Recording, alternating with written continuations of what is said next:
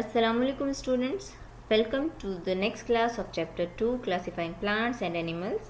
Today's subtopic is using keys to identify and classifying living things.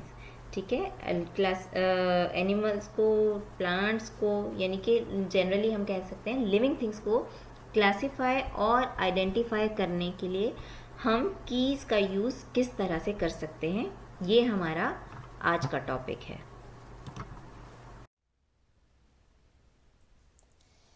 Time for today's learning outcomes.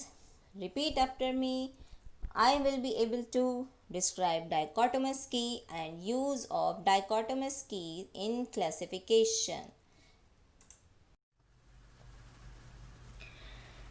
An important tool known as key is often used to classify living things. एक important tool जो कि की जिसको की कहते हैं use होता है लिविंग थिंग्स को क्लासीफाई करने के लिए. Below is an example of a key used to classify the 5 types of vertebrates you have learned. अभी यहाँ पर हमने एक की बनाई है, ठीक है. ये वर्टिब्रेट्स की की है और वर्टिब्रेट्स के बारे में आप पहले से पढ़कर आ चुके हैं, उसके सारे 5 ग्रुप के बारे में पढ़कर आ चुके हैं. अब हम उनको एक की में जो है वो किस तरह से डिवाइड करते हैं और फिर उस की के रेफरेंस से हम उनको किस तरह से स्टडी कर सकते हैं. तो vertebrates first they are divided into cold blooded and warm blooded. Vertebrates को अब हम पहले किन ग्रुप्स में डिवाइड करते हैं, कोल्ड ब्लडेड और वार्म ब्लडेड में, ठीक है. कोल्ड ब्लडेड कौन से होते हैं, जो कि अपना body temperature according to the surrounding temperature change कर लेते हैं, और वार्म ब्लडेड वो होते हैं जो कि अपना बॉडी टेम्परेचर चेंज नहीं कर सकते. सही. तो अब कोल्ड ब्लडेड को हम आगे फर्दर डिवाइड करते हैं 3 ग्रुप्स में. Covered with slimy scales, covered with hard and dry scaled, covered with moist skin. सही. कोल्ड ब्लडेड में उसको फर्दर हम जो है डिवाइड करें 3 ग्रुप्स में. कवर्ड विथ स्लिमी स्केल, ठीक. इसका फिर नेक्स्ट कैरेक्टरिस्टिक हम पढ़कर आए थे, reproduce by laying eggs without shells in water. ये रिप्रोड्यूस करते हैं by laying eggs without shells in water. इनके जो एग्स होते हैं उनके ऊपर किसी किस्म का शेल नहीं होता. एंड ये कौन सा ग्रुप है, this group is fish. Cold blooded का second group covered with hard and dry scales. ये जो है वो हार्ड और ड्राई स्केल से कवर्ड होता है. Reproduce by laying eggs with leathery shells. ये जो रिप्रोड्यूस करते हैं by laying eggs with leathery shells. ये हमने जब कैरेक्टरिस्टिक्स पढ़े थे तो वहाँ पर भी इस चीज़ को डिस्कस किया था कि इनके जो है वो एग्स होते हैं, इनका शेल जो होता है वो लेदर जैसा होता है. And this group is reptile. Cold blooded का third group covered with moist skin. Okay, ये जो है वो इनकी स्किन मॉइस्ट होती है. Reproduce by laying eggs in water. ये रिप्रोड्यूस करते हैं by laying eggs in water. And this group is amphibian. अब वर्टिब्रेट का सेकेंड ग्रुप आ जाता है warm blooded. Warm blooded is divided into covered with feathers and covered with hair और fur. The group that is covered with feather reproduced by laying eggs with shell, and this group is bird. Covered with hair or fur reproduced by giving birth to live young which feeds on mother milk, and this group is mammals. इस तरह से जो है वो हम keys को use करते हैं कि हम उसमें उनको उनके कैरेक्टरिस्टिक्स की बेसिस पर जो है वो हम ग्रुप्स में डिवाइड करते चले जाते हैं. Dichotomous key. A key is called dichotomous key if a group of things are classified by dividing the group into 2 smaller group at each stage. एक की जो है वो हमने कीज़ के बारे में पढ़ा, लेकिन यहाँ पे पर्टिकुलरली हम कह रहे हैं डाइकोटोमस की. डाइकोटोमस का मतलब क्या होता है कि अगर हर ग्रुप जो है वो नेक्स्ट लेवल पे 2 स्मॉलर ग्रुप में डिवाइड होता चला जाएगा तो वो जो है वो डाइकोटोमस की कहलाएगी. How dichotomous keys are easy to use. Dichotomous keys जो है वो यूज़ में ईजी क्यों है और किस तरह से है. Because user just have to answer yes और no to a series of simple questions और select one of the 2 contrasting descriptions. Dichotomous key use करना इसलिए आसान है कि हमारे पास जो है वो डिस्क्रिप्शंस मौजूद होती हैं, हमें या तो येस और नो में जवाब देना होता है या फिर जो है वो दोनों में से कोई एक डिस्क्रिप्शन को सिलेक्ट करना होता है। इस वजह से डाइकोटोमस की यूज़ करना बहुत ही आसान है। यहाँ पे एक डाइकोटोमस की है that is use to classify the major plant groups. हमने प्लांट ग्रुप्स को बहुत डिटेल से हम पढ़कर आए थे, vascular plants, non vascular plants. अब ये डाइकोटोमस की में किस तरह से यूज़ हो रहे हैं। Plants, do the plants have vascular tissue, yes और नो। येस है तो वेस्कुलर प्लांट्स, नो है तो non vascular plants. Non vascular plants की एग्जाम्पल्स में हमने देखा था मॉसेस एंड लिवरवर्ट्स। अब येस है तो वेस्कुलर प्लांट्स, वेस्कुलर प्लांट्स फिर आगे फर्दर डिवाइडेड हुए do the plants have seeds. अब यहाँ पर एक क्वेश्चन है कि do the plants have seed, yes and no, ठीक है।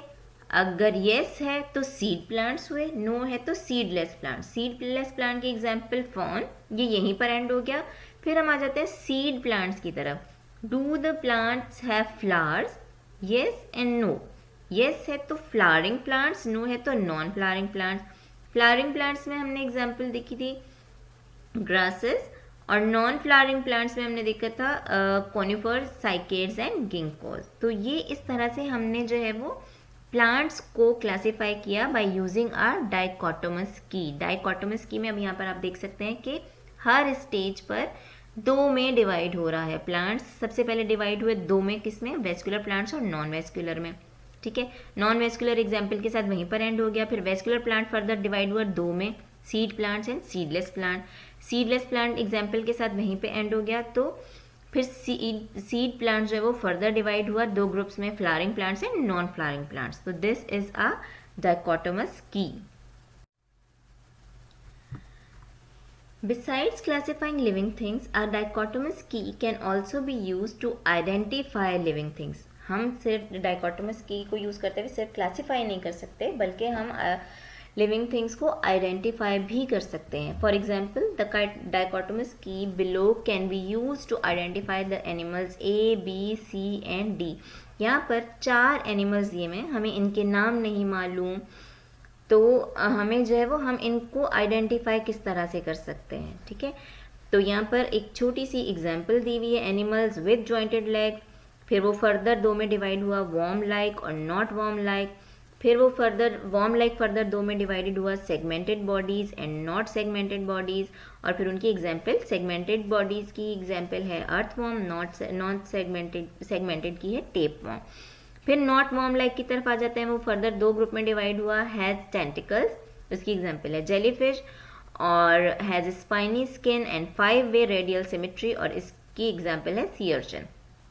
इसकी डिस्क्रिप्शन क्या है कि हम इनको आइडेंटिफाई किस तरह से कर रहे हैं। टू आइडेंटिफाई एनिमल ए, हम एनिमल ए को आइडेंटिफाई करना चाहते हैं कि वो कौन सा है। अभी तक हमें यहाँ पर ये नहीं मालूम, यहाँ पर हमें सिर्फ ये की दी गई थी, की में हमने देखा कि उसको उन्होंने डिवाइड कर दिया, लेकिन अब एनिमल ए, बी, सी और डी हैं, हमें उनके नाम नहीं मालूम। तो हम इसको किस तरह से आइडेंटिफाई करेंगे कि एनिमल ए क्या है एक्चुअली।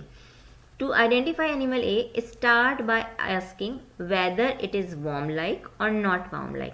अब हम एनिमल ए को देखते हैं तो क्या वो वॉर्म लाइक है या नॉट वॉर्म लाइक है, ठीक है। तो हम इसको ऑब्जर्व करते हैं कि वो क्या है। We observe that it is not worm like, ये वॉर्म लाइक नहीं है। We then move down the branch which says not warm like. हमने देखा कि वो not warm like है। अब further